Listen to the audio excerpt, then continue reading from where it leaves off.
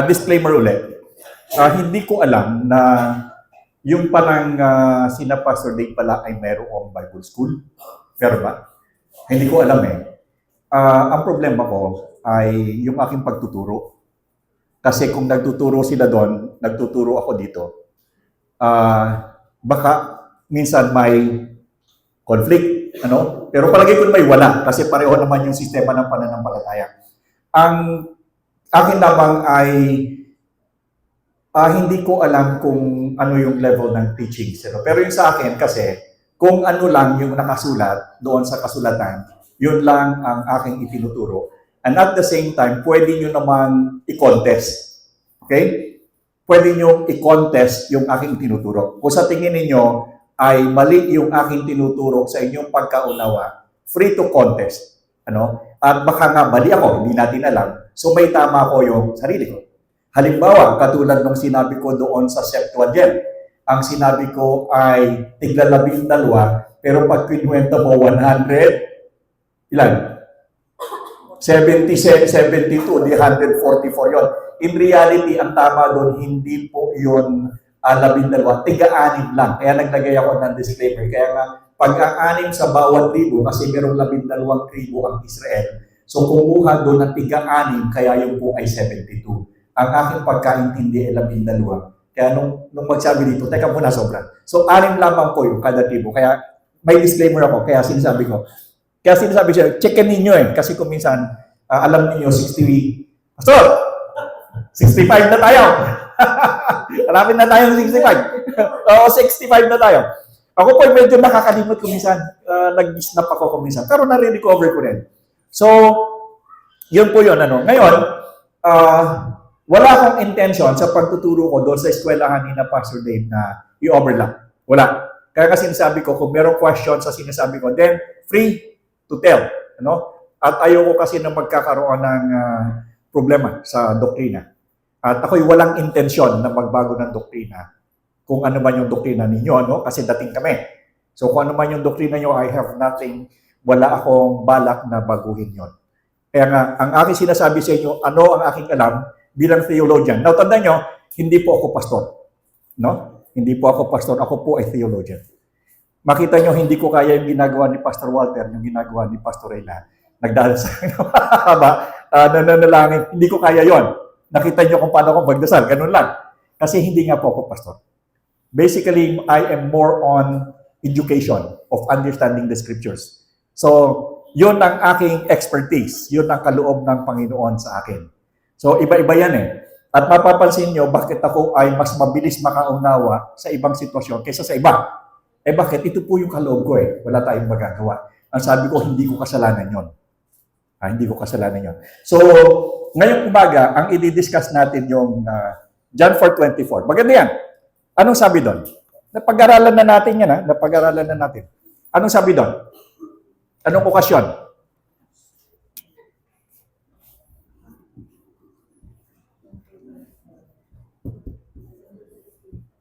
Anong okasyon dyan? Hindi na kayo makatanda. Hindi kayo natuto kasi hindi nyo natatandaan. Yung babae na nag-aano ng tubig. Sumasalok ng tubig. Anong oras? Tanghaling tapat. Bakit tanghaling tapat? Kainitan.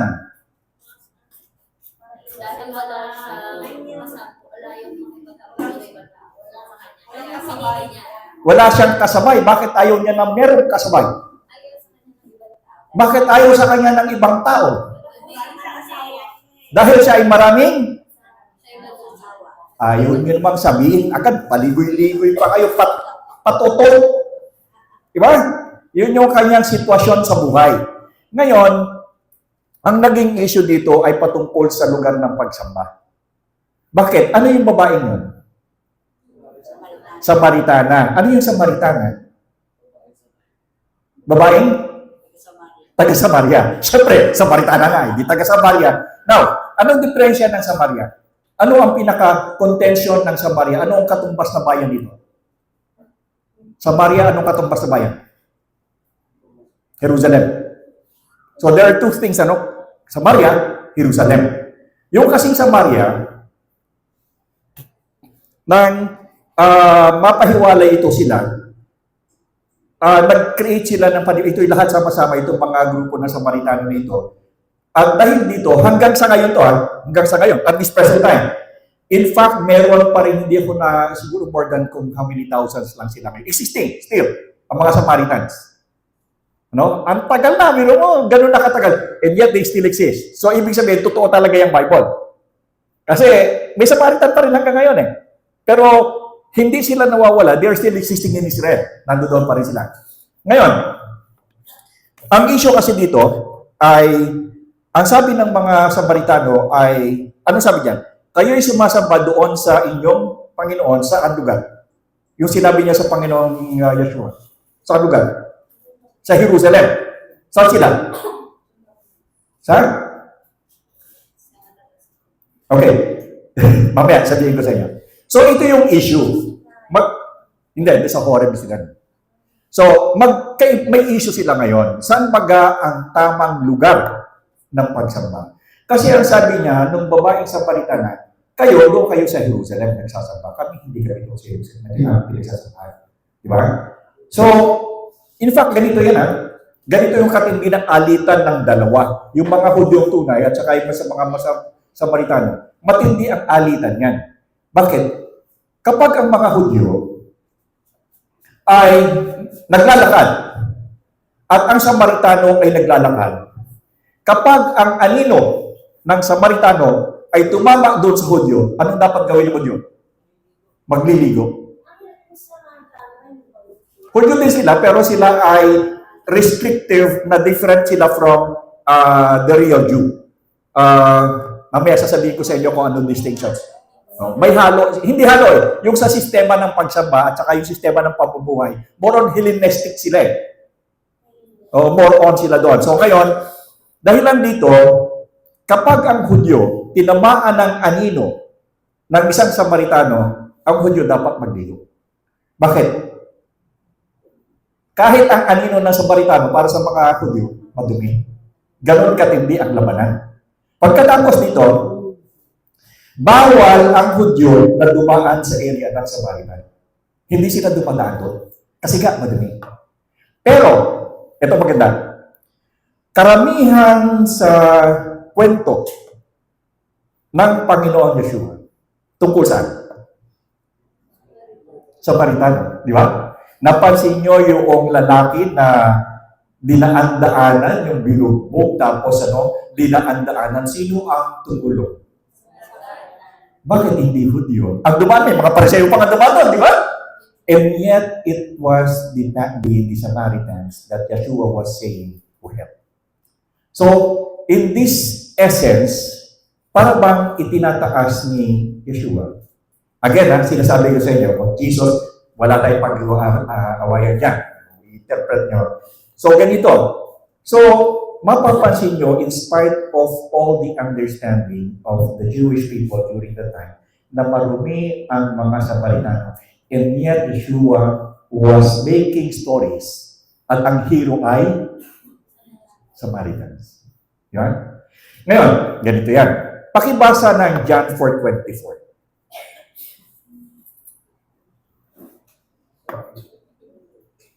Pakibasa ng John 4:24.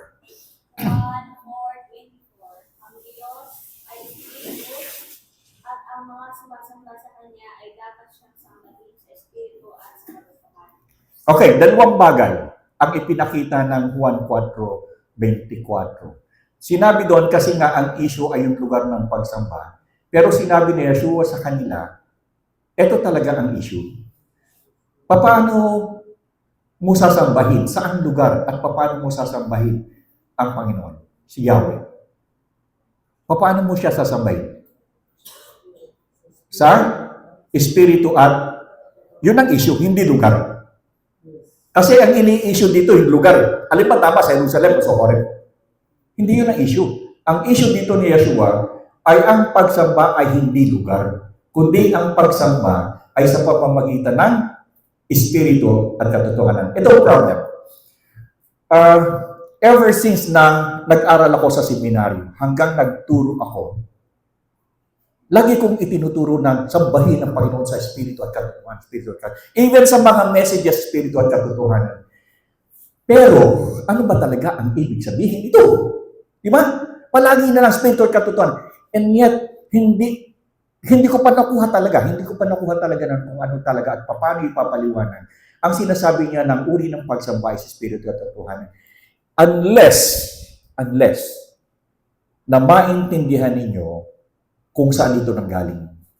Saan nanggaling yung mga salitang ito? Anong tawag sa ganong sistema? Yung paghanap ng pinagmulan ng salita. Yung pagsunsun ng salita kung saan nanggaling, anong tawag dito?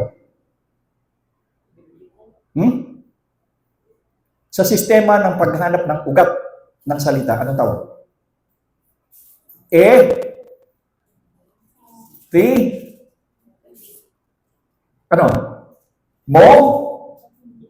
Etymology. Okay.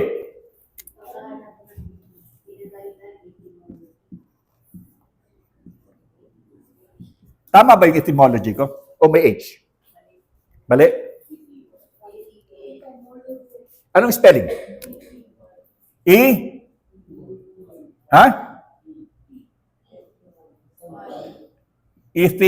Etymology pala yan. Basta parehong tulog. Binigyan nga ako, eto pala yung pambura ko. Okay. Yung paghahanap ng ugat na salita ay napaka-importante. Kasi dahilan sa translation, palipat-lipat, ay nawawala na yung original na meaning. Ngayon, kung titingnan natin yung etymology ng salitang Espiritu at katotohanan, anong salita yan dapat? Anong salita dapat yan? Sino ba nagsasalita? Hindi yan.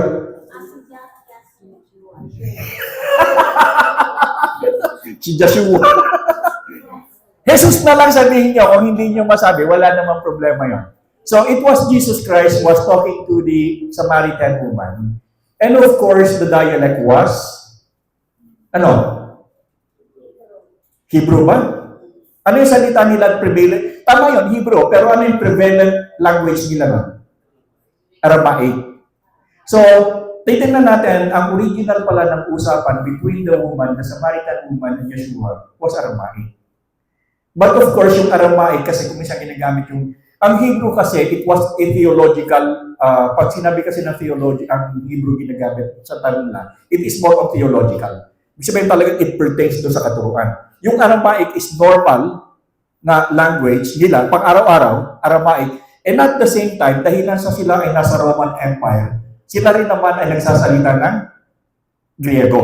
Kasi under the Roman Empire sila. Doon ang Roman Empire ay Latin ang salita, pero doon sa eastern side ng Roman Empire, hindi Latin. Doon sa western side ng Roman Empire, Latin pero doon sa eastern side ng Roman Empire, katulad ng Jerusalem, nasa eastern side sila, Koine Greek ang salita nila. Yun yung lingua franca doon sa kanila. Well, so ibig sabihin, merong tatlong salita. Hebreo, Aramaic, at saka merong Greek. Ito yung tatlong prevalent languages doon sa Judea, Samaria, Galilee, and Jerusalem. Marami kayong natututuhan. So ito yung language during that. And very, very, very important. Kasi kung gusto niyo talagang ma-appreciate ang Bible, dapat hindi lang kayo basa ng basa, dapat naiintindihan yung konteksto. Ano yung lugar doon? Katulad nito, maintindihan niyo yung salita, ma-understand niyo ngayon yung usapan. So ngayon, dahilan sa Aramaic sila, ang sabi doon sa kanya ay, sambahin mo sa Espiritu at katotohanan. Yung Espiritu kasi, ang meaning niyan, ang word yan is ruwak. Okay. Ang ruwak kasi is literally hangin. Air.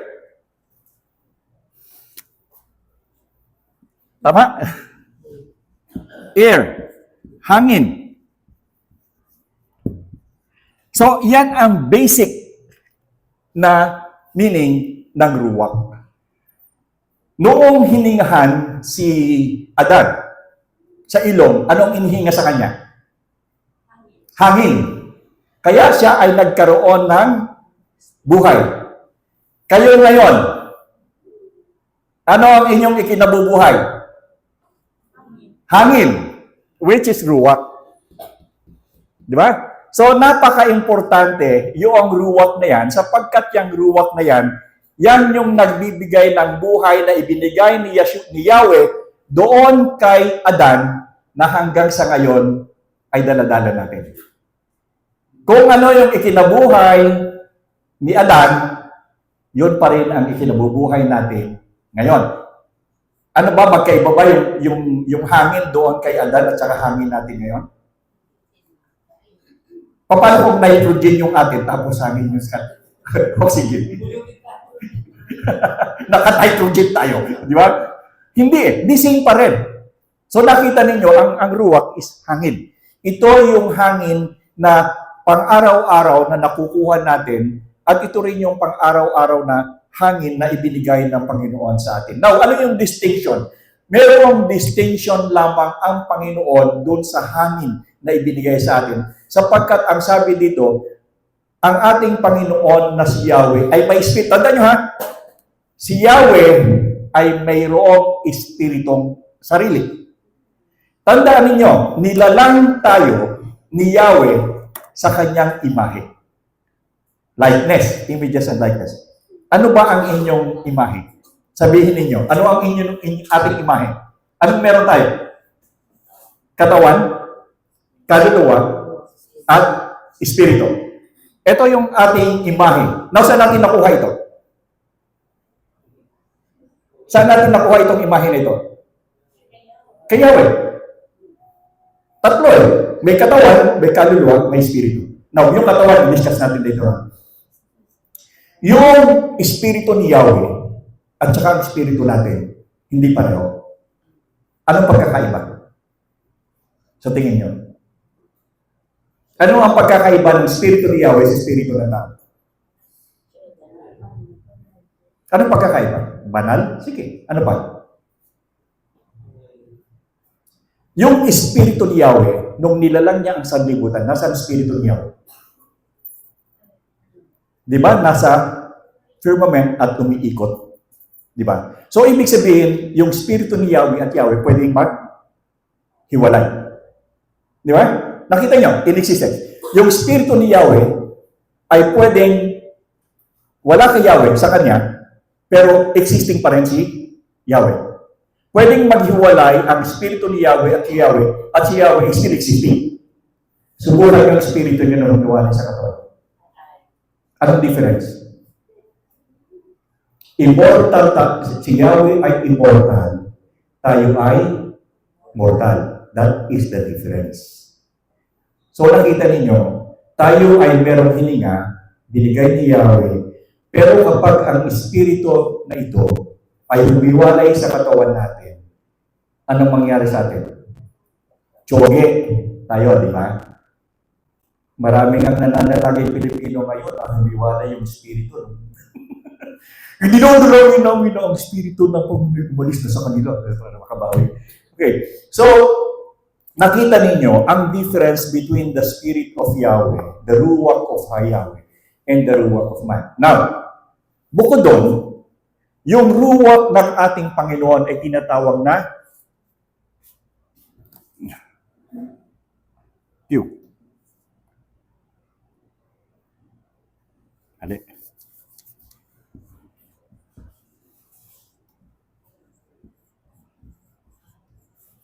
Okay. Tinawag na Kodesh. Yung hininga natin is just air. Plain and simple. But the air ni Yahweh ay tinatawag na Kodesh. Ruwak HaKodesh. Ano kaibahan doon sa ating air? Tayo ay may ruwak, pero siya, ang ruwak niya ay Ruwak HaKodesh. Anong ibig sabihin ng Kodesh? Ang ibig sabihin ng Kodesh ay inihiwalay or kabanalan or kabanal-banalan. Yan ang ibig sabihin ng Kodesh. Kaya nung sabihin na ang Espiritu ni Yahweh ay Kodesh, ang Espiritu ni Yahweh ay banal. Naintindihan niyo? Dito kinuha yung banal na Espiritu. Kaya tinatawag na banal na Espiritu. Sapagkat yan ang literal translation ng Ruach HaKodesh. Naintindihan niyo? Alam niyo na kung saan nanggaling yung banal na Espiritu? Ito pala ay yung hiningan Yahweh na banal. Nasaan ngayon yung Espiritu ni Yahweh na banal? Nasaan? Nasa atin. Alam niyo ba na ang ating hininga ay hindi ordinaryo? Dahil ang ating hininga ngayon na hinihinga ay hindi ordinaryo hininga sapagkat ang ating hinihinga ngayon ay ang Ruach HaKodesh. Bakit? Anong sabi ni Apostol Pablo? Kapag ikaw ay tumanggap sa Panginoon, sino pumapasok sa iyo? Ang banal na Espiritu. Ang Ruach HaKodesh. That is why ang ibig sabihin nito ay inihiwalay. Lahat ng taong naging mananampalataya ni Yahweh sa pamamagitan ni Yeshua ay mga taong inihiwalay, mga taong binanal. At ito'y consistent ang Bible. Kasi sa Roman Catholic, ang problem natin, na lumaki tayo sa Katoliko, pag sinabing banal ka, anong ibig sabihin? Ikaw ay merong halo. At ibig sabihin, ikaw ay hindi na pwedeng kasalan. Yun ang ibig sabihin ng banal sa Roman Catholic. Pero sa apostolic believers, sa mga apostolikong Kristiyano, hindi ganon. Sapagkat ang sinasabi, pag sinabing ikaw ay Kodesh, ikaw ay inihiwalay, ikaw ay binanal. Bakit paano ka binanal? Sapagkat ang Ruach HaKodesh ang nananahan sa atin at siya ang nagagabay sa atin. Di ba yun ang sabi? Tama ako, mali? Siyempre, sinabi niyo mali, uwi na tayo. So, ibig sabihin, nakita ninyo na hindi tayo ordinaryong tao. We are not just an ordinary people because we are people from the earth that had been chosen to be given the Ruach HaKodesh. We are the bearer of the Ruach HaKodesh. Comprende? Naintindihan nyo? So, huwag niyong mamaliitin ang sarili nyo. Huwag niyong babasta-bastahin ang sarili nyo because you are not just an ordinary person. You are a child of God. You know? Di ba? Ang galing, ganun pala yun. Naintindihan nyo na we are not ordinary people.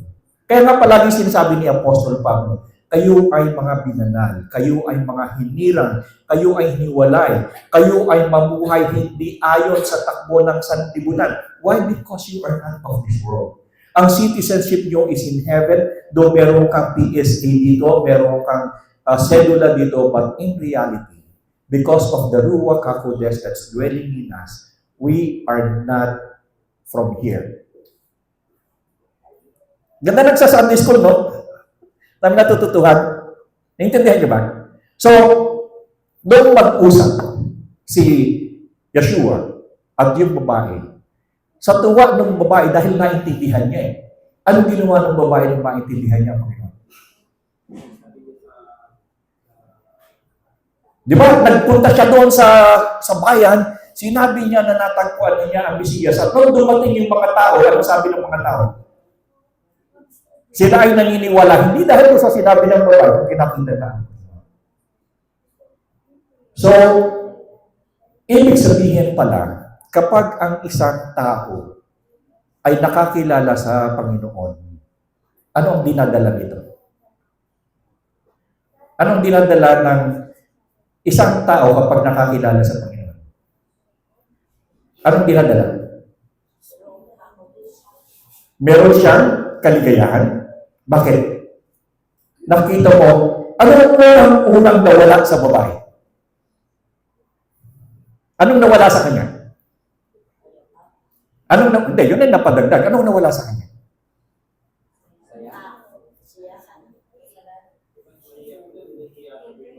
nawala sa kanya ang kanyang guilty feelings. Di ba? Dahil kung meron pa siyang guilty feelings, hindi siya pupunta doon sa bayan para magsabi doon sa mga tao na natagpuan niya Bisaya. Kaya nga tanghaling tapat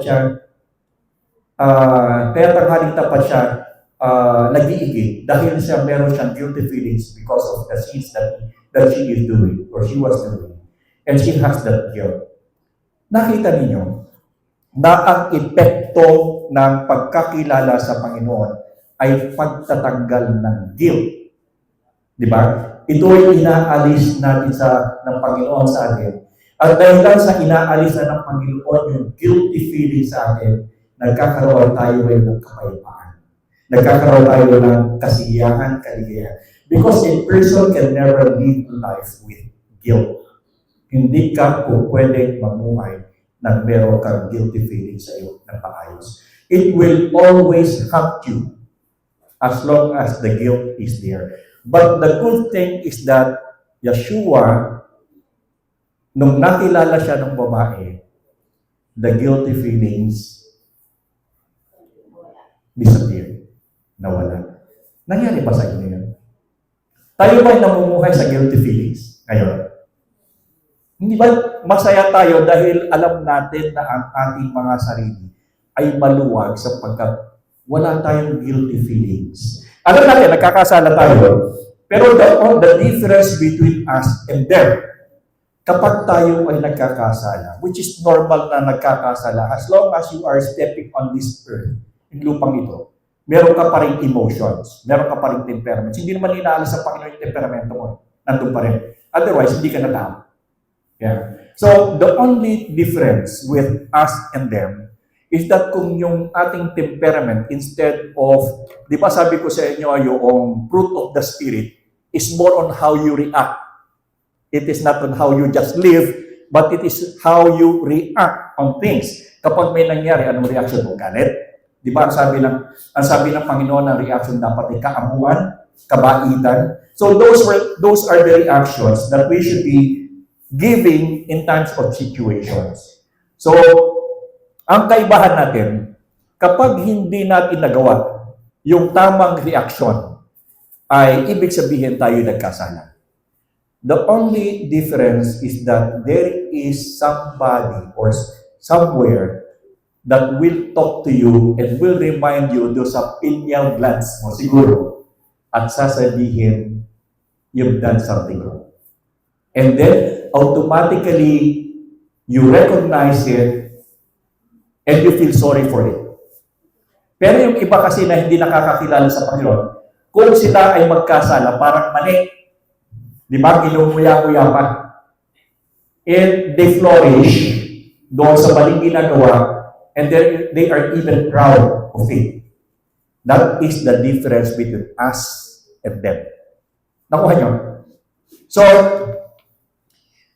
yung John 4:24, Espiritu at katotohanan,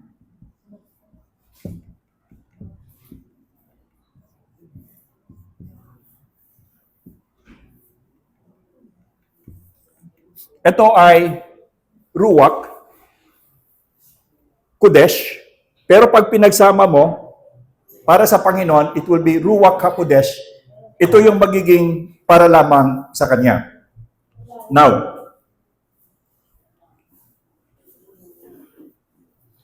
okay. Another one, sa Griego kasi, kapag sinabi mong hangin, sa Greek word o sa koine, ang tawag diyan ay pneuma. Kaya nga meron tayong, ano pang ginagamit ang pneuma? Pneumatic. Kasi for every 6 English language, most likely merong isang derivation yan sa Greek. Halimbawa, katulad ng gune. Ano ang gune? Babae. Kaya sa Greek, ang gune ay babae, kaya meron tayong gynecologists. Meron tayong, tinatawag sila na cardia. Ano ang cardia sa Greek? Sa English? Heart. Kaya meron tayong cardiology. Di ba? Cardiology from the Greek word cardia meaning heart. Kapatid. Ano sa Greek ang kapatid? Adelphos. Adelphos. Okay? Kaya meron tayong Philadelphia from Adelphos. Brotherly, it's a place of brotherly love. Philadelphia. Ano pa? Time. Ito, alam niyo ba to? Ano yung time? Ano? Chronos. Ang time is Chronos. Kaya meron tayong chronology. Sistema ng pagkakasunod. Chronology. So, marami yan. Marami akong baon yan. Kasi pinag-aralan namin yan. Anyway, so yung espiritu at katotohanan, pag pinagsama yan, yung Ruach HaKodesh, it will pertain to the Spirit of Yahweh na siya yung nagbibigay ng katotohanan. Ngayon, ang tingnan natin dito, the moment, tingnan natin, ano yung mapapala natin? Nawawala yung aking kopya. Sandali. Okay, kumain muna kayo at hahanapin ko yung aking kopya.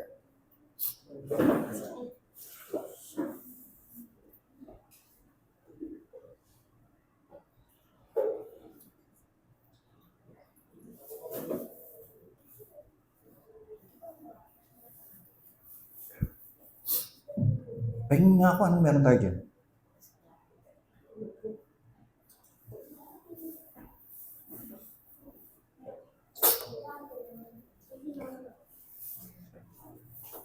Okay. Kapag tayo ay kumakain ng tinapay, syempre, hihinga ka pa rin. Okay. Kapag ikaw ay namumuhay sa katotohanan, unang-una, pabasa ng ikalawang Korinto 5:17, ginamit natin ito kanina.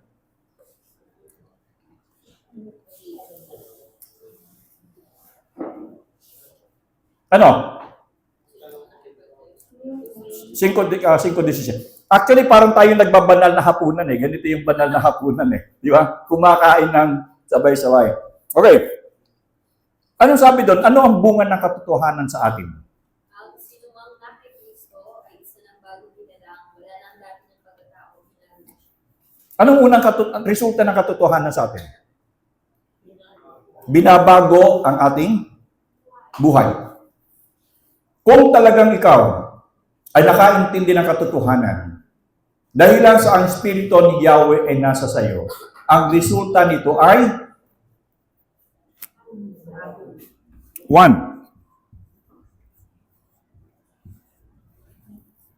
Ng buhay. Hindi mo po pwedeng sabihin na ikaw ay isang Kristiyano. Tandaan nyo ha? Hindi mo po pwedeng sabihin na ikaw ay isang Kristiyano kung wala kang pagbabago ng buhay. Ang mundong ito, napakadaming Kristiyano. Pero, dapat, kung tunay silang Kristiyano, batay sa katuruan ng kasulatan at batay sa sinasabi ni Yeshua, dapat ikaw ay mayroong pagbabago ng buhay. Kung ikaw ay isang nagsasabing Kristiyano at hindi nagbabago ang iyong buhay, ano ikaw? Hindi ka bagong Kristiyano, lumang Kristiyano ka. Pwede mong sabihin siya na pseudo-Christianity.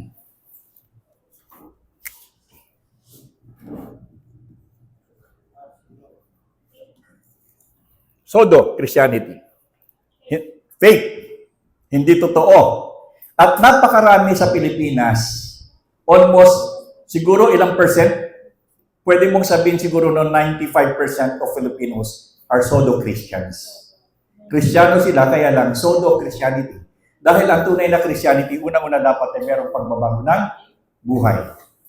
Nakatutuwa kasi even si Pastor Walter, sinasabi niya na meron daw ng mga bilanggo na even killer pero nung makakilala sa Panginoon, ay nagkaroon ng pagbabago ng buhay. Kita nyo, at makikita ninyo, itong mga taong ito, sabihin natin ng mga amoral. When you say amoral, These are people who have no morality at all.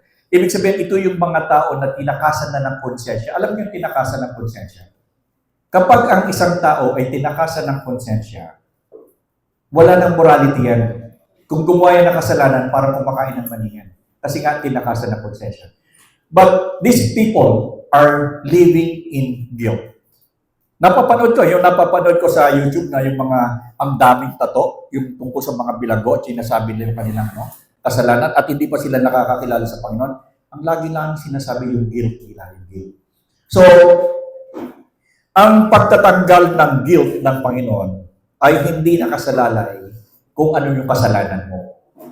Maliit o malaki ang kasalanan mo, the same pa rin yung guilt eh. At ang kagandahan sa Panginoon, hindi siya nagre-rate. First, sabihin niya na first class na kasalanan, second class na kasalanan, third class na kasalanan. To Him, all sins are sin. No matter what the gravity ng kasalanan mo is the same. Hindi katulad ng tao yan.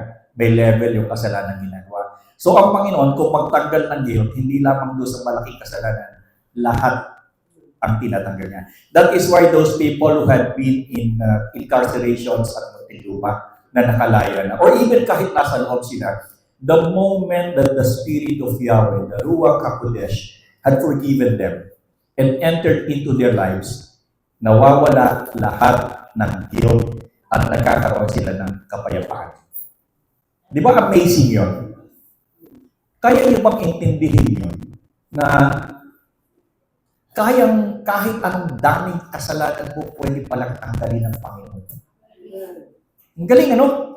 There is a verse in the scriptures that says, I think it is in Isaiah, na ang sabi ng Panginoon na lilinisin ka, tatanggalin ang iyong kasalanan at parang gagawin ito katulad ng niebe. Alam niyo yung niebe? Snow. Kaputian. He will make your life, He will cleanse you as white as snow. Ganon ang sinabi niya. Sa Isaiah 43, meron din po sinabi ko. Baka yun na nga yun. Iba pa yun. O, at biro nyo, alam nyo, dito na kayo. Hindi, alam ko rin yan. Okay, anyway.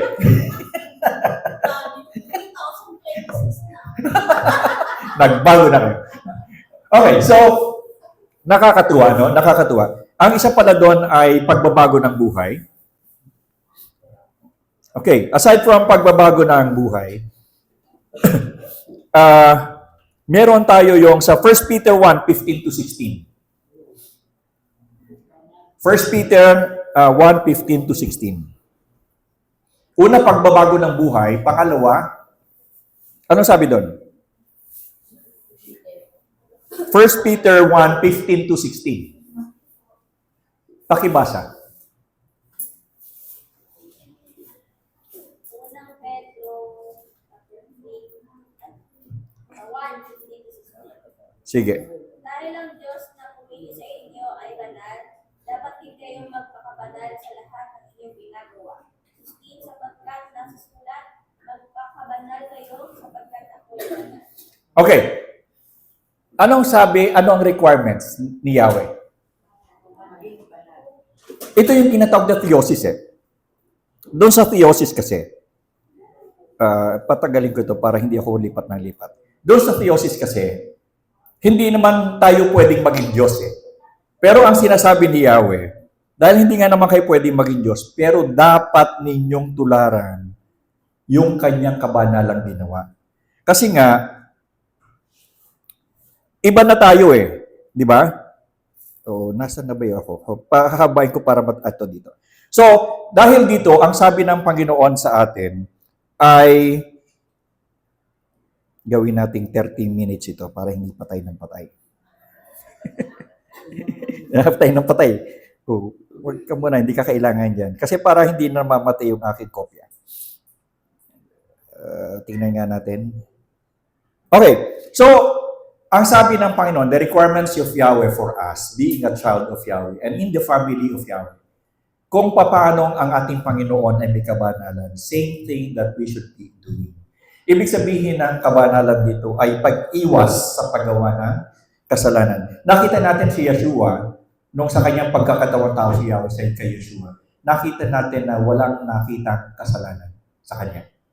And hindi, katulad sinabi ko, hindi naman tayo pwedeng mabuhay ng walang kasalanan. But the difference is that we try to avoid as much as possible. And it will become a second nature natin living in the life that is pleasing to Yahweh. Yun yung objective natin palagi eh. To live our lives in harmony with our Creator. Not only in harmony with our Creator, but we should be living according to His will. Naintindihan niyo? English yun ah. Ayaw makinig ito. Sabi ko, 30 minutes eh. Patay na naman ang patay.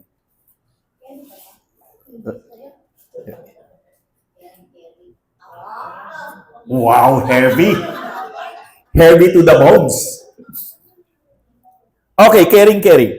Doon sa 1 John 3:18, pakibasa.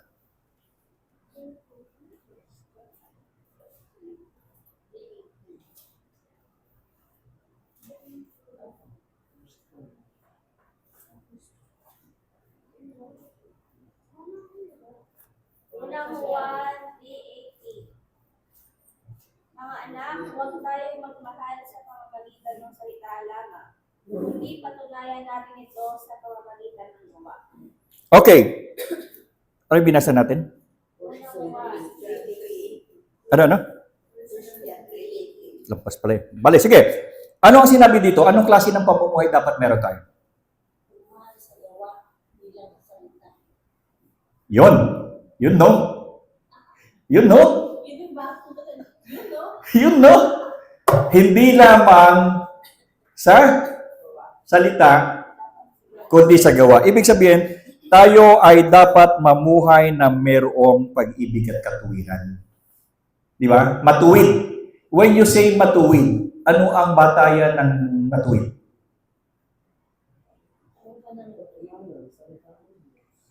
Salita ng? Ano yung batayan ng matuwid? Pagka kayo nasa eskwelahan, ano yung batayan para matuwid? Ruler. Di ba? Di ba yung ruler? Who is the straight man in the Bible? Bakit? He is the ruler. Galing! Pwede na may pumalit sa akin dito. Pwede na pumalit. Joseph is the most, sabihin natin na straight ruler, is straight in the Bible. Why? Because he's a ruler. A ruler is straight. Ruler. Okay. So, we should live a life of love and katwiran. When you say katwiran, hindi ito baluktot. Diretso. Diretso. Naalala ko yung commander ko sa sundalo. Diretso. Saan sir tayo? Diretso. Si diretso daw. Okay. So, aside from namumuhay tayo ng kabanalan, pagbabago ng buhay, dapat tayo ay mamuhay na may pag-ibig at katwiran. Doon sa Santiago, James 1:22. Ano sabi doon? Lugi ako sa inyo, nakadalawan na kayo, hindi pa ako nakaisa ng tinapay. Hirap kumain ng tuturo eh.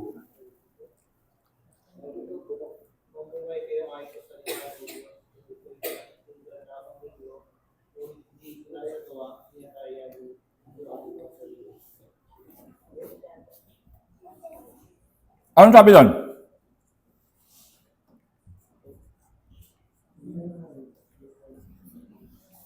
Nanti ko.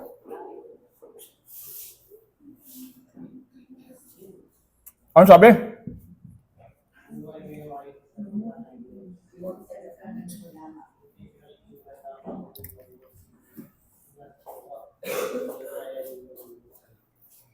Ano daw dapat gawin? Namuhay ng ayon sa salita ng Panginoon. When you say salita ng Panginoon, iba yung hininga ng Panginoon, di ba? Yung salita ng Panginoon, saan natin makikita? Doon sa kasulatan. Ngayon, ito problema. Hanggat hindi mo naiintindihan kung ano yung nakasulat doon sa kasulatan, paano mo ipipapamuhay? Kaya importanteng nagsa-Sunday school tayo. Di ba? Ang dami niyong natututuhan, hindi ba? At ganito pala yon, ganito pala yon, ganito pala yon. So, ganito pala kami dapat mamuhay. Bilang mananampalataya ni Yahweh, ganito pala ang buhay ko. Ganito pala kami dapat gawin. So, yun ay makikita mo doon sa pinag-aaralan at binabasa natin, yung salita niya. A man cannot live by bread alone, but by every word that proceedeth from the mouth of Yahweh. Pero okay na itong tinapay. Okay, ayos na to. So, ibig sabihin, it should be ang word of Yahweh, dapat ito ay parallel na sa buhay natin. Dapat magkasama na talaga yan.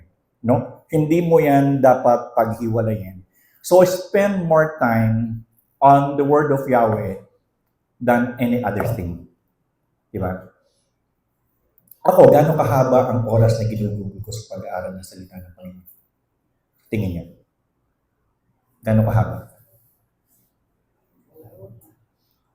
Alauna hanggang alas 6 ng hapon, pagtutulog na ako. Wala kasi akong ginagawa eh. Yun lang ang ginagawa ko. At pasalamat kayo dahil ako ay may panahon na ganito because 2026, it will be a different year. Why? Dahil baka mag-upisa na ako ng magtrabaho ay medyo lesser. Pero natutuwa ako because 2025, lahat ng taong ito, wala akong ginawa. Simula ng alauna ng madaling araw hanggang alas 6 ng hapon, ang pahinga ko ay maghugas ng pinggan at kumain. Totoo yun. For the whole year. And just imagine how much learning I've got sa ganong kahaba ng oras. Kaya kahit anong gawin nyo sa akin, pag balik-balik na rin nyo ako, hindi nyo kung pagdating dito, mahirapan kayo. Why? Because yung aking oras na inubos at inuubos sa pag-aaral ng salita ng Panginoon, hindi lang 100 times, hindi lang 100 hours, thousands and thousands of hours. Tapos, ang aking ganansya ay tinapay. At sabi nga ng aking may bahay, bakit daw pag yung attorney tinanong mo may bayad? At yung doktor, pumunta ka, ganyan-ganyan ka lang, 700, 800, 900. Tapos ako, tinapay. In fact, mas mahaba pa nga yung oras na ginugol ko kaysa sa kanila, di ba? Sa pag-aaral. And yet, ang akin ay, tinapay. Okay na yun. At tayong magagawa. Kanya-kanya talaga yan. Si pastor nga, di ba? Iba yung kay pastor, iba yung sa akin. As a theologian, you need to study. Kasi yun ang trabaho mo. Yun ang trabaho mo, ikaw yung nagagawa. Yung mga pastor, iba pa rin yun. Ang evangelist ay isang tao na kung saan ay tumatayo sa karamihan at nagsisisigaw. Yun lang ang trabaho niya at pinapakilala ang Panginoon. Yun yung evangelist. Yun naman pastor, matapos yung mga evangelist ay makapangaral, yung mga tao ay tumutugon, ang trabaho ng pastor, ipunin yun at binubuong simbahan. So magkaiba yan. Yun namang theologian, yun yung mga nag-aaral ng salita ng Panginoon, tapos itinuturo sa mga pastor, para yung pastor naman na magturo sa sistema. Yun ang mga theologian. And like what I now, nakasulat ako ng 2 libro again. I have 2 books, isang English at saka isang Tagalog. All 150 pages na book. As a theologian, yun talagang passion ko magsulat tungkol sa Panginoon. And it is not easy, pero sa akin madali. Sa iba hindi nila maintindihan, pero sa akin madali. Why? Because yun ang pagkabili ng Panginoon sa akin. Yun ang aking trabaho. Hindi tayo pare-pareho Ngayon, tingnan nyo kayo, nandiyan lang kayo, nakaupo kayo, nakataas pa nga paan yung isa. O, di ba? Samantalang ako nandito, daldal ng daldal. Kaya nga, hindi tayo pare-pareho Iba-iba yung hindi pare-pareho yung kaloob ng Panginoon. At kung minsan, sa totoo lang, sabi ko, minsan nagre-reklamo rin ako. Hindi ba ako nagre-reklamo? Kundi naiingit ako sa iba. You know why? Nakikita ko yung iba kong kaibigan. Lalo na isa kong kaibigan na parang kong kapatid. Saan nakatira? Dasma Village. Oo, doon nakatira yun May exclusive. Yung mga pastor, magkano sweldo niya. And yet, in spite of all those things, there is still happiness. Ako sa totoo lang, kung talaga ako yung magtatrabaho, ako ho ay less. A license to exercise security profession. Last year ako, graduate ako niyan. Ako ay CSP, Certified Security Professional ako. I could put up a security agency. Kung ako yung mag-handle ng security ng kumpanya, which is I'm qualified ng kumpanya, lesser sa akin ng 300,000 as well sa buwan. Diba? And yet, kung minsan sabi ko nga, nakikita ko yung iba may bahay, may mga sopa, ang gaganda. Kami, ang bahay namin, tapos yung higaan namin, nagsisiksikan pa kami mag-asawa. Minsan nahulog pa nga ito. Ako, nahulog pa rin ako. Minsan doon sa higaan namin. What will I do? Di ba? Hindi na kasi tayo kuya. Hindi na tayo sa mundo. Hindi, gusto ko pa rin makaranas ng pagandang bahay eh. What? Para sa Brother, Lord. no, I take time to like and comment sa lahat ng post mo. You know? Oo, pero alam nyo ba? Word ng Lord, dapat pinabasa nila. Kasi pinaghihirapan. Hindi na yun eh. Okay lang sa akin yun. Okay lang sa akin yun eh. Pero kung minsan kasi nakikita ko, kasi natatandaan ko nung lumalaki ako, no? Even sa bahay namin before I was a kid, malaki yung bahay namin. We have walong nga yung kwarto ng bahay namin. So, doon ako lumaki eh. Talagang affluent. Tapos, doon nang ma-foster child ako, Amerikano yung foster parents ko, maganda bahay namin. Kung kumain kami, talagang may apron pa. No? Tsaka talagang maayos. Ngayon, May mansion naman tayo sa langit. ayaw ko pa pumunta ron. Pastor, gusto mo mauna? Kami, mag-asawa, wala naman kami problema sa pagkain. Akyat lang doon sa kabila, yung pagkain na kami. Hindi, ibig ko sabihin, in spite of all the things na hinahanap natin, ginugusto natin tungkol sa kayang ibigay ng sanlibutan, kahit wala tayo, we still remain at peace. Di ba? Kahit kami mag-asawa, wala naman kami sinisweldo. Wala kaming kwan, wala kaming trabaho. And yet, yung sufficient, yung nakakakain kami ng sobra pa sa isang araw. Di ba? Kung minsan may pizza, kung minsan kung ano-ano, mitsado, di ba? Ayaw ko lang ng lechon. And all those things comes. At hindi tayo pinagkukulang ng Panginoon. That is the good thing. That is the good thing. Na ang sinasabi ng Panginoon, hindi tayo taga rito, so do not long. Hindi naman masamang magkaroon ng sino bang ayaw ng kotse na ang gusto kong na kotse yung Cressida na Toyota ba? Ganda nun. Pang mayaman talaga yun. Mayayamanin talaga yun. And yet, nandun kami sa Avanza. Enough. Point to point. Di ba? So, in other words, ang isang tao na namumuhay sa katotohanan, una, mayroong pagbabago ng buhay, kabanalan ng buhay, pagsunod sa salita, tingnan natin doon sa ito, maganda to. Galatians 5, 22 and 23. Alam nyo to.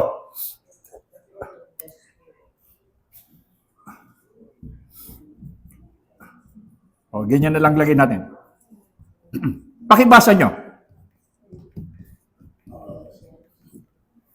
Again, magre-reiterate ako dito. Pakibasa nyo. Ay. Namumuro ka na. Kanina ka pa. Daming-dami mo na. Mamaya. Basa, Pastor. Oh, sige. Subalit ang bunga ng Espiritu ay pag-ibig, kagalakan, kapayapaan, pagkatsaga, kapaitan, kapitihan, kapatan, ay nagunan, pagpipigil sa sarili, walang batas, laban sa mga galit. Ilan yan? Siyam. Okay. Considering that the Spirit of Yahweh now resides within us, dahilan sa tayo'y anak niya, ito yung mga attitude na ini-expect na lalabas sa atin. Isa-isahin natin. Ano yung unang attitude na dapat lumabas sa atin? Pag-ibig. Yung pag-ibig na kayang mahalin kahit hindi yung kaibig-ibig. Hindi lang iniibig yung kayang ibigin. Because if you can only love the one that is lovable, then what kind of love have you given? Di ba? Anong pag-ibig ang ibinigay mo kung ang kaya mong ibigin, yung tamang kaibig-ibig? So, kung paano tayo inibig ng Panginoon unconditionally, in spite of all the in spites of our lives, the same manner we should give the kind of love to others. Ang hirap nun, lalo na sa kapitbahay. Di ba? Ang pinakamahirap ibigin sa totoo lang yung kapitbahay mo. At kung gusto mong makilala mo yung sarili mo, tanongin mo yung kapitbahay mo, alam niya lahat. Di ba? Kaya nga pagka nagba-background investigation, ang unang pinupuntahan yung kapitbahay mo eh. Kasi yung kapitbahay mo, hindi magsisinungaling yun kasi galit sa iyo. Di ba ganun? Kung hindi galit sa iyo, naiinggit sa iyo. Ganun lang yun eh. So, ang unang requirements, if you are the child of Yahweh, anak ka ng Panginoon, yung pag-ibig should be seen in you. Dapat makita yon sa iyo. Hindi ito, at saka ito tandaan nyo ha, like what I'm saying and keep on saying, yung fruit of the Spirit is always a reaction to a situation. Sa isang sitwasyon na inaway ka, anong dapat na reaction mo? May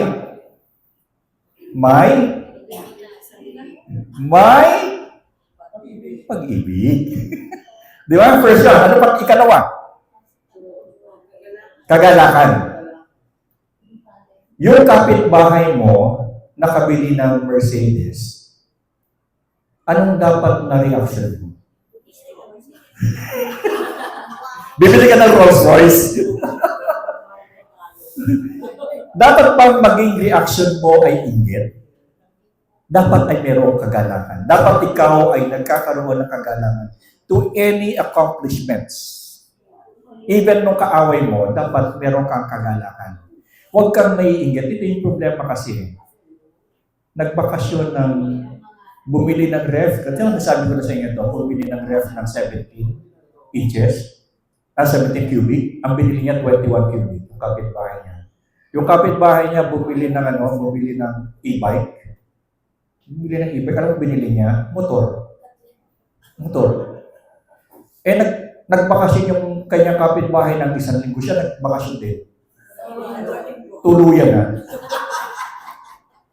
Inggitin kasi.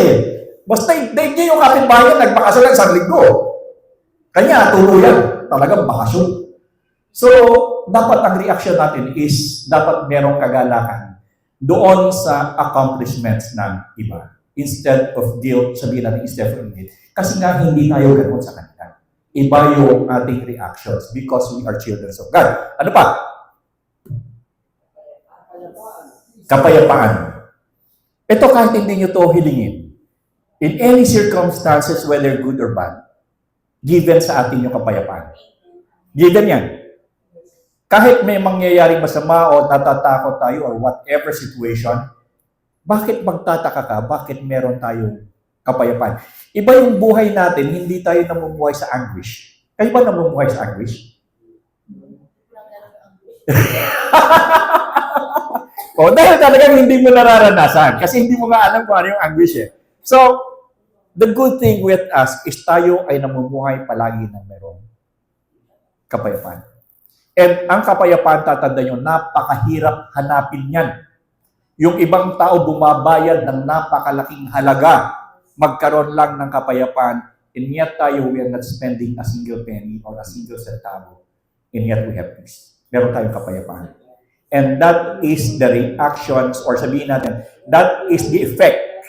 No? Yun yung epekto ng pagkakaroon ng Ruach HaKodesh sa puso natin. Diba? Kasi siya yung Prince of Peace, si Yahweh, si Yeshua ang Prince of Peace, na namumuhay din sa atin. So that is the benefit that we're getting for having Him. Okay. Ano pa pasok? Pagtsatsaga. Sino napansin nyo ditong matyaga? Ako. Kahit yung ating Sunday school ay parang ano ito parang si Islaw. Alam niyo Sunday school natin parang si Islaw. Uusbog, lulubog, lilitaw. And yet, andito pa rin ako. O siguro yung iba pagdadamdaman, kaya itong Sunday school na to. And yet, hindi eh. Mas gusto ko na kayo ay natututo. Importante yun. Okay, ano pa yun? Ano sinabi natin? Ano susunod? Kabaitan. Mabait. Ano yung gusto ng anak ni Kim Atienza na gustong gawin ng tao? Anong hinihiling niya? Anong hinihiling ng anak ni Atienza bago nagpakamatay? Meron siyang hinihiling. Ano yun? A little kindness. A little kindness. Yun lang ang hinihingi niya. Alam niyo kung bakit? Kasi hindi siya binibigyan nito. Yun ang hinahanap niya. Kasi lagi siyang binubuli. Simula ng pagkabata. So when nagpakamatay siya before she died, she was only asking for one thing. A little kindness. At mayaman tayo nito. Mayaman tayo nito. Tatandaan ninyo, kung gustong makakita ng kapitbahay nyo, ng kaibigan nyo, ng kabutihan, kabaitan, invite them to your house. Bakit? Kasi doon sa bahay niyo may kabaitan. Tama ako, mali? May kabaitan pa sa loob ng bahay mo? Dapat. Kasi yun ang bunga ng Espiritu ni Yahweh sa buhay natin. Alam niyo pa isa? Why is it, napansin niyo ba ito? Why is it that us, believer of Yahweh, approachable? In fact, pag tayo ay kasama, iba yung pakiramdam nila. Napansin niyo yun? Parang at peace sila, payapa sila. And they have confidence. Alam niyo ba, ranas ko palagi yan, na kahit foreigner, natuwan-tuwa pagka kami ay magkakasama. Dahil sabi nila, bakit parang lagi kang masaya? Hindi mo ako nagtatatawa. Di ba?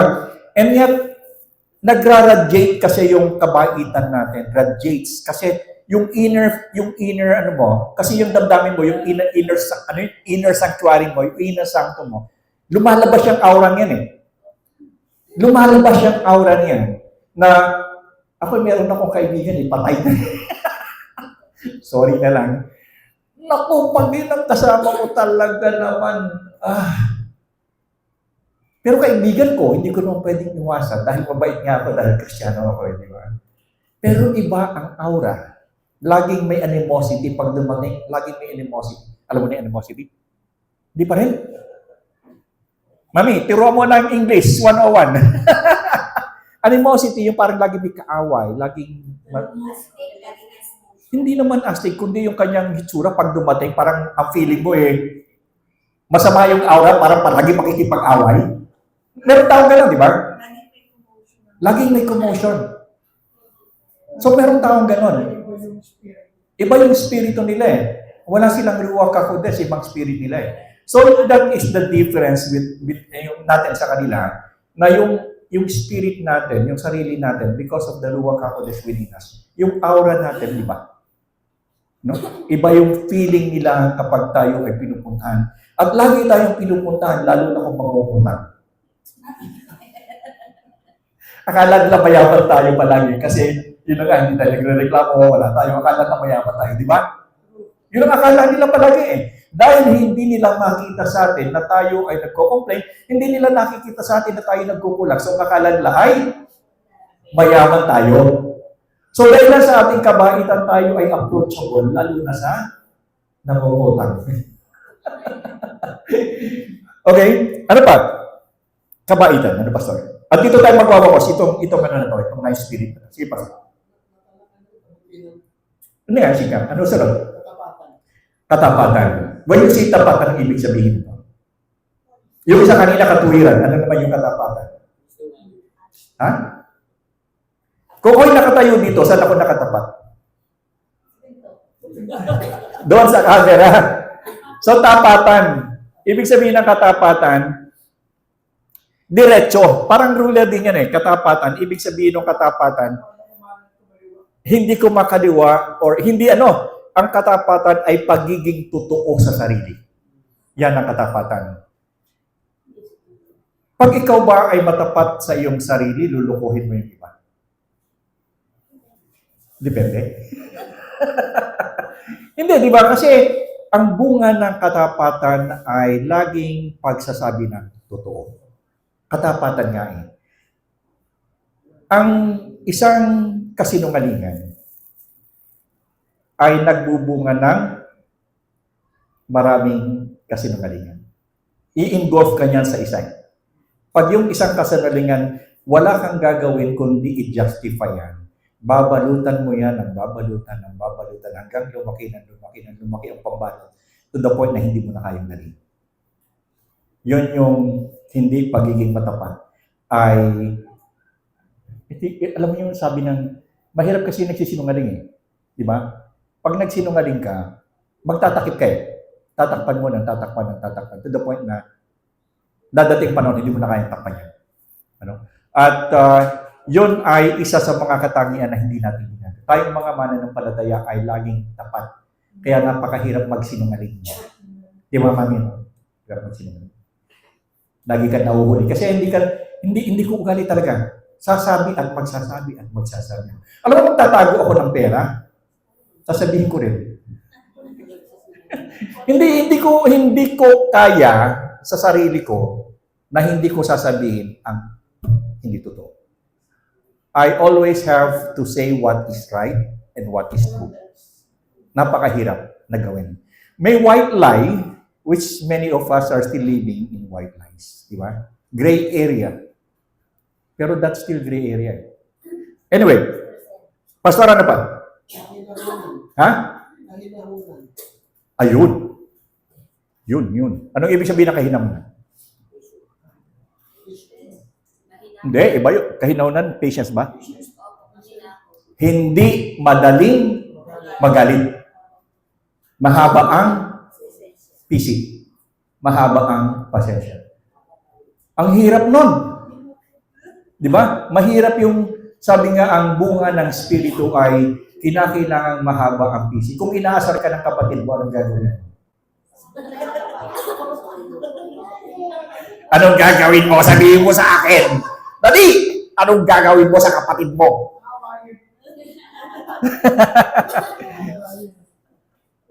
So, ang ibig sabihin kasi nun ay mahaba, ibig sabihin hindi ka magagalitin. So, which is napakahirap. Kasi nga, we have temperaments. At yung temperamento natin, it has to be controlled by the Spirit. Kapag hindi pa control ng Spirito ang temperamento mo, ano mangyayari? Away. Chaos.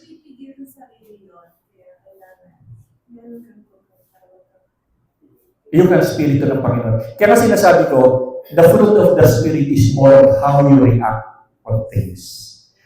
Inaway ka ng kapatid mo, anong reaction mo?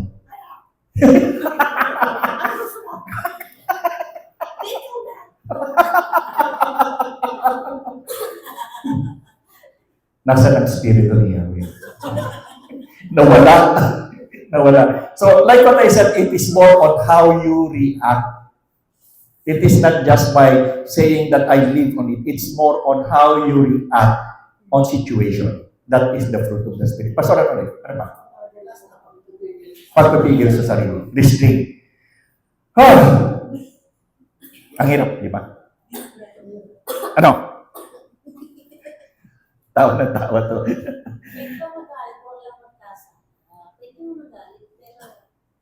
Pwede naman yun. Justifiable yung justifiable anger. Hindi naman ibig sabihin na hindi ka na magagalit. Lalo sa mga ano. But wag mong gagamitin yung wag mong dadalhin ang galit mo sa pagkakasala. Katulad ng nagalit ka doon sa kaibigan mo, binaril mo, patay. Di ba? Nangyari yun. Taga Batangas. Best friend sila all the way. All their lives, magkaibigan sila. Minsan lang sila nag-away, binaril niya. Patay. At least nakalabas na uli ngayon. Congressman nga yung anak. Di ba? No, binaril niya yung kaibigan. Best friend niya. Kaya nakulong yun. Pero nakalaya siya ngayon.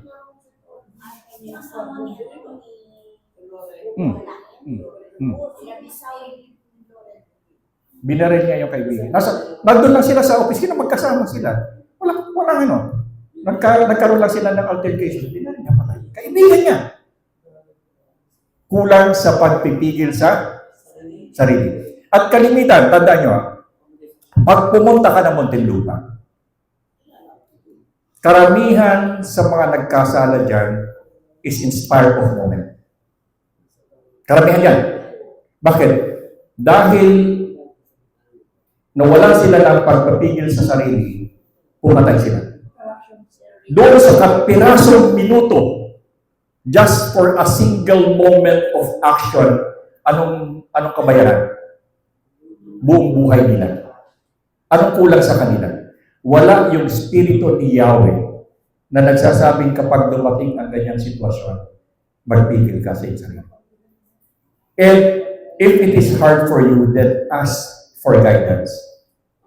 You go back to Yahweh and say that I need the spirit of restraint, yung spirito ng pagpipigil.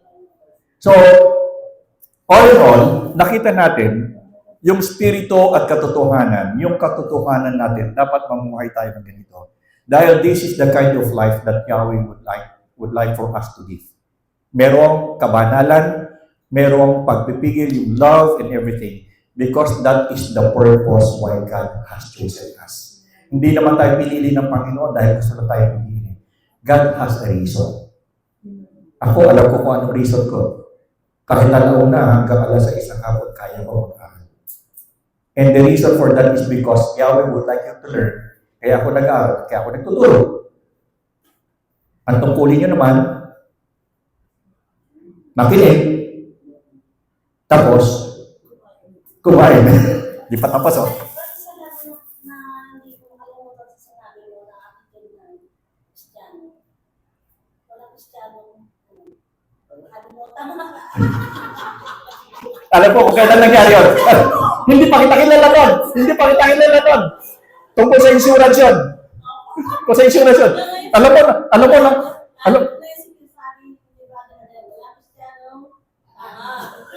Alam mo, ang sama ng loob ko nun. Baka na-offer kita. Hindi pa naman kita kilala. Diba? Hindi kita kilala nun eh. Hanggang ngayon. At least hindi mo ako makakalimutan. Oo, alam mo kasi kung minsan ako, bunganga ako kasi minsan mabilis kaysa sa utak ko. Yun ang problema ko kung minsan eh. Sabi ko sa inyo, huwag niyo, pag ako nagagalit, mas mabilis yung bibig ko kaysa sa utak ko. Eh nagkataon narinig kita, mabilis yung bibig ko kaysa sa utak ko dahil sa pangyayari sa iyo eh. Wala ka siya ng tanga.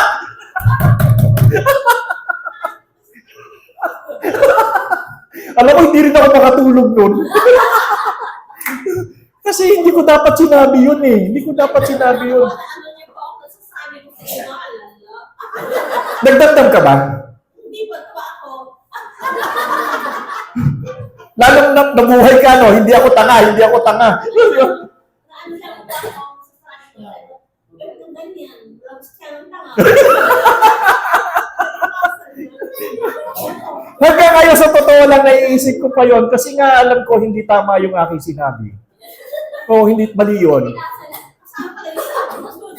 Oo. Kasi hindi nararapat sa isang Kristiyano na magsalita ng lengguwaheng nakakasakit. Yes. Di ba? Eh kung minsan, ako sabi ko sa inyo, minsan mabilis yung aking bunganga kaysa sa utak ko. Parang si Trump. Si Trump mas mabilis ba yung bunganga kaysa doon sa utak niya. And kung minsan ako ganun eh. Tapos, tapos saka ka magsisisi, bakit mo sinabi? Di ba? Eh, ang sabi nga, ang salita kasi, pag naibigay mo na, hindi mo na yung mababalik. Hindi mo na yung may babalik. Alam mo, sorry ah. At least na nga, magsabi ako, alam mo na ngayon. Eh kasi hindi ko rin dapat kasi hindi ako nagsalita ng gano'n eh. Kaya lang, kung minsan kasi, ang problema ko kasi, yung utak ko, yung problema ko utak ko eh. Kapag hindi ka naka-align doon sa utak ko, ang tingin ko, mahina ka.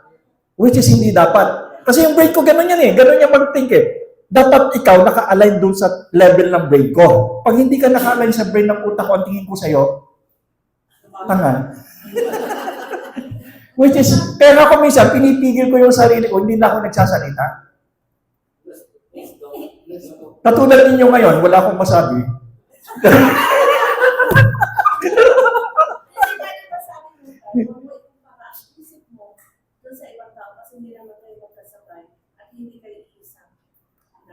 Kaya, kung kaisa kayong nanay, hindi naman kayo para-pareho. Ganon din ang level ng utak siya.